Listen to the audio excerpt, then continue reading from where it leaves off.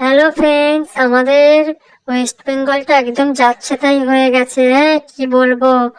তো আজকের আমার মেয়ের স্কুলে, জ্যোতির্ময়ী পাবলিক স্কুলে ক্লাস চলাকালীন ওই 9টার দিকে ওদের যে স্কুলের যে ওনার, তার কাছে ইমেল আসে যে স্কুলের মধ্যে বোমা আছে।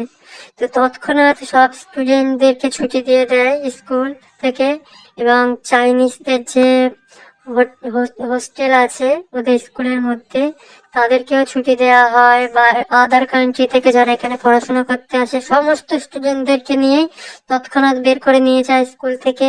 তারপর স্কুলে প্রচুর পুলিশ আসে, বিএসএফ এর পুলিশ, তারপর সেনাবাহিনী অনেক এসেছিল।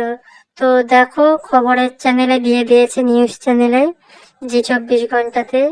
তো আমি কমিউনিটি পোস্টে দিয়ে দেবো সেরকম হলে। তো কি বলবো, কিছু বলার নেই। দিনকাল একদমই খুব খারাপ পরিস্থিতি হয়ে যাচ্ছে দিনের পর দিন আমাদের এই ওয়েস্ট বেঙ্গলে।